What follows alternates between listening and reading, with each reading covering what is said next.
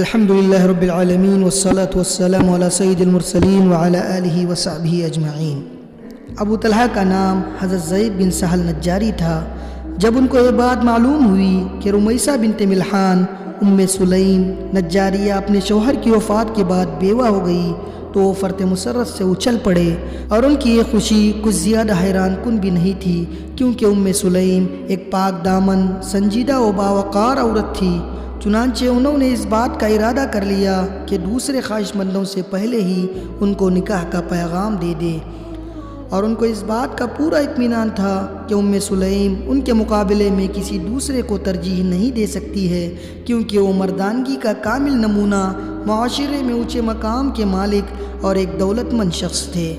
اس کے علاوہ وہ اپنے قبیلے بنو نجار کے مشہور شہسوار اور یثرب کے چند نامور تیر اندازوں میں سے تھے۔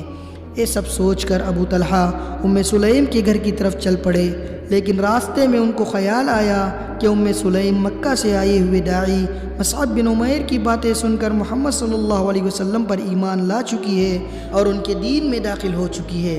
مگر تھوڑی دیر بعد انہوں نے اپنے دل میں سوچا کہ اس میں کیا حرج ہے، کیا ان کا پہلا شوہر جس کا بھی انتقال ہوا ہے وہ اپنے آبا و اجداد کے دین پر کاربند اور محمد صلی اللہ علیہ وسلم اور ان کی دعوت سے بے تعلق نہیں تھا۔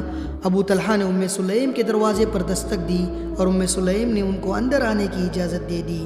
اس وقت ان کا لڑکا انس بھی وہاں موجود تھا۔ ابو طلحہ نے بات چھیڑ دی، لیکن اس وقت وہ سخت حیران ہوئے جب ام سلیم نے ان کی توقع کے خلاف جواب دیا۔ ابو طلحہ، آپ جیسے شخص کی بات رد نہیں کی جاتی، لیکن جب تک آپ کفر پر قائم رہیں گے میں آپ سے نکاح نہیں کر سکتی۔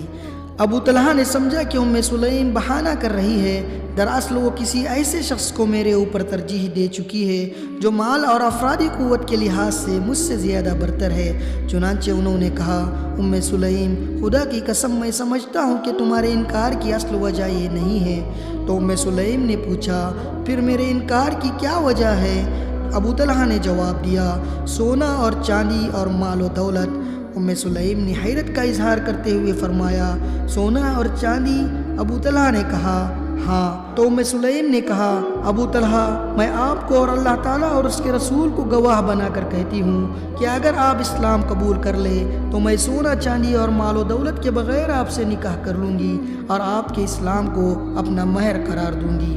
ام سلیم کی یہ بات سن کر ابو طلحہ کا ذہن اپنے بت کی طرف منتقل ہو گیا، جس کو انہوں نے نہایت نفیس اور قیمتی لکڑی سے تراشا تھا اور قبیلے کے دوسرے رئیسوں کی طرح اسے اپنے لیے مخصوص کر رکھا تھا۔ لیکن ام سلیم نے موقع کو غنیمت سمجھتے ہوئے گرم لوہے پر مزید ضرب لگائی۔ ابو طلحہ، کیا آپ کو یہ بات نہیں معلوم کہ خدا کو چھوڑ کر آپ جس معبود کی پرستش کرتے ہیں وہ زمین سے اگا ہوا ہے؟ ابو طلحہ کے لہجے میں قدر ندامت تھی اور وہ کہنے لگے، کیوں نہیں، میں یہ بات اچھی طرح جانتا ہوں۔ تو ام سلیم نے کہا، تو کیا آپ کو کبھی اس بات پر شرمندگی کا احساس نہیں ہوتا کہ درخت کے ایک ٹکڑے کو معبود بنا کر آپ اس کی پوجا کرتے ہیں اور اسی درخت کے دوسرے ٹکڑے کو کوئی دوسرا شخص آگ جلانے کے لیے ایندھن کے طور پر استعمال کرتا ہے اور اس سے کھانا پکاتا ہے؟ انہوں نے تھوڑی دیر رک کر کہا، ابو طلحہ، اگر آپ مسلمان ہو جائے تو میں آپ کے ساتھ شادی کرنے پر راضی ہو جاؤں گی، اور اس صورت میں اسلام کے سوا میں آپ سے کسی مہر کا مطالبہ نہیں کروں گی۔ پھر ابو طلحہ نے پوچھا، مجھے دائرہ اسلام میں داخل کون کرے گا؟ ام سلیم نے جواب دیا، یہ کام میں خود کر لوں گی۔ ابو طلحہ نے وضاحت چاہی، کس طرح کرو گی؟ تو ام سلیم نے کہا، وہ اس طرح کہ آپ اپنی زبان سے کلمہ حق ادا کرتے ہوئے اس بات کی شہادت دیں کہ اللہ کے سوا کوئی معبود نہیں، محمد صلی اللہ علیہ وسلم اللہ کے رسول ہیں۔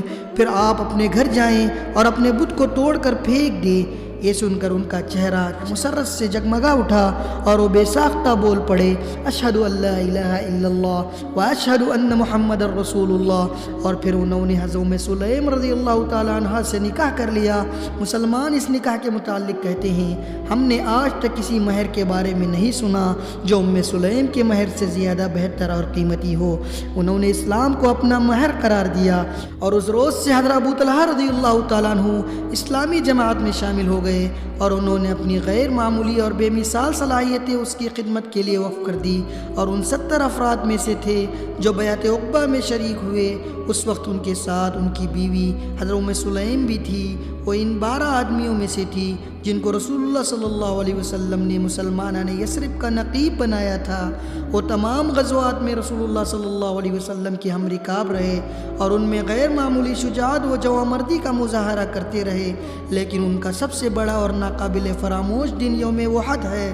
حضرت ابو طلحہ رضی اللہ تعالیٰ عنہ کو رسول اللہ صلی اللہ علیہ وسلم کے ساتھ بے انتہا محبت تھی، ایسی محبت جس کی جڑیں ان کی دل کی گہرائیوں میں اتری ہوئی تھی، ایسی محبت جو ان کی رگوں میں خون کے ساتھ گردش کرتی تھی۔ ان کا یہ حال تھا کہ نہ آپ صلی اللہ علیہ وسلم کے چہرے انور کو دیکھنے سے کبھی آسودہ ہوتے، نہ آپ کی پیاری باتیں سننے سے کبھی سیراب ہوتے، اور جب کبھی تنہائی میں آپ صلی اللہ علیہ وسلم کے پاس ہوتے تو گھٹنوں کے بل بیٹھ کر کہتے، میری جان آپ پر قربان ہے، میرا چہرہ آپ کے لیے ڈھال ہے۔ جنگ احد میں جب ایک موقع پر مسلمان آپ صلی اللہ علیہ وسلم کو چھوڑ کر منتشر ہو گئے اور مشرکین نے ہر طرف سے آپ صلی اللہ علیہ وسلم پر دھاوا بول دیا، آپ کے دانت توڑ دیے، پیشانی اور ہونٹوں کو زخمی کر دیا اور چہرے مبارک کو لہولان کر دیا، یہاں تک کہ دشمنوں نے یہ افواہ اڑا دی کہ نعوذ باللہ محمد صلی اللہ علیہ وسلم قتل کر دیے گئے، جس سے مسلمانوں کے حوصلے بالکل پست ہو گئے اور وہ دشمنوں کے سامنے سے شکست کھا کر بھاگنے لگے۔ اس مشکل وقت میں رسول اللہ صلی اللہ علیہ وسلم کے ساتھ صرف چند آدمی رہ گئے تھے اور حضرت ابو طلحہ رضی اللہ تعالیٰ عنہ ان میں پیش تھے۔ حضرت ابو طلحہ رضی اللہ تعالیٰ عنہ رسول اللہ صلی اللہ علیہ وسلم کے آگے ایک مضبوط اور غیر متزلزل پہاڑ کی طرح کھڑے ہو گئے، اور آپ صلی اللہ علیہ وسلم نے کفار کے تیروں اور نیزوں سے بچنے کے لیے ان کی آڑ لے رکھی تھی۔ انہوں نے کمان کی تاج چڑھائی اور اس پر تیر جوڑ کر رسول اللہ صلی اللہ علیہ وسلم کی طرف دفاع کرتے ہوئے کفار پر تیروں کی بارش کر دی۔ جب رسول اللہ صلی اللہ علیہ وسلم ان کے پیچھے سے جھانک کر یہ دیکھنے کی کوشش کرتے کہ ان کے تیر کہاں گر رہے ہیں تو وہ زخمی ہونے کے خوف سے یہ کہتے ہوئے آپ صلی اللہ علیہ وسلم کو پیچھے ہٹا دیتے، میرے ماں باپ آپ پر قربان ہو، ان کی طرف نہ جھانکے، کہیں وہ آپ کو زخمی نہ کر دے، میری گردن آپ پر نثار، میری جان آپ پر فدا، میں آپ کے آگے سینہ سپر ہوں۔ جس طرح حضرت ابو طلحہ رضی اللہ تعالیٰ عنہ جنگ کے موقع پر بے دریغ اپنی جان کا نذرانہ پیش کرنے کے لیے حاضر رہتے، اسی طرح بلکہ اس سے بھی بڑھ کر انفاق فی سبیل اللہ کے لیے ہر موقع پر اپنا مال خرچ کرنے میں کبھی کوتاہی سے کام نہیں لیتے تھے۔ ان کے پاس کھجوروں اور انگوروں کا ایک باغ تھا جو اپنے درختوں کی کثرت، پھلوں کی عمدگی اور پانی کی شیرنی کے لحاظ سے یثرب کے تمام باغوں سے اچھا تھا۔ ایک روز حضرت ابو طلحہ رضی اللہ تعالیٰ عنہ اس کے گھنے سائے میں کھڑے نماز پڑھ رہے تھے۔ اچانک ایک خوش الحان پرندے نے ان کی توجہ اپنی طرف مبذول کر لی، جس کے پر سبز، چونچ سرخ اور پاؤں رنگین تھے۔ وہ درختوں کی شاخوں پر خوشی سے چہچہاتا، رقص کرتا اور پھدکتا پھر رہا تھا۔ حضرت ابو طلحہ کو یہ منظر اتنا بھلا معلوم ہوا کہ تھوڑی دیر کے لیے وہ اس کی دلکشی میں کھو گئے۔ جب ان کی توجہ نماز کی طرف واپس آئی تو وہ بھول چکے تھے کہ انہوں نے کتنی رکعتیں پڑھی، 2 یا 3۔ وہ سوچتے رہ گئے مگر کچھ یاد نہیں آیا۔ وہ نماز ختم کر کے رسول اللہ صلی اللہ علیہ وسلم کی خدمت میں حاضر ہوئے اور آپ صلی اللہ علیہ وسلم سے اپنے نفس کی شکایت کی، جس کو باغ، اس کے گھنے اور سائے دار درختوں اور اس کے خوشنوا پرندے نے نماز سے غافل کر دیا۔ پھر انہوں نے کہا، اللہ کے رسول، آپ گواہ رہے، میں اس باغ کو اللہ کی راہ میں صدقہ کر رہا ہوں، آپ صلی اللہ علیہ وسلم اس کو جس مصرف میں چاہے صرف کر دیں۔ حضرت ابو طلحہ رضی اللہ تعالیٰ عنہ نے اپنی پوری زندگی صائم النہار اور مجاہد فی سبیل اللہ کی حیثیت سے گزاری، اور اسی حالت میں انہوں نے داعی اجل کو لبیک کہا۔ بیان کیا جاتا ہے کہ وہ رسول اللہ صلی اللہ علیہ وسلم کے بعد تقریباً 30 سال زندہ رہے۔ یہ پوری مدت انہوں نے روزے کی حالت میں گزاری، اور ایام عیدین کے سوا جن کے روزے حرام ہیں انہوں نے کوئی روزہ نہیں چھوڑا۔ انہیں کافی طویل عمر ملی تھی، جس کی وجہ سے وہ بہت کمزور ہو گئے تھے، لیکن یہ ضعف بھی ان کے جذبہ جہاد کو سرد نہیں کر سکا۔ وہ بڑی پابندی کے ساتھ اللہ کی راہ میں جہاد کرتے اور اعلاء کلمت اللہ اور اقامت دین کی فوجی مہمات میں شریک ہوتے تھے۔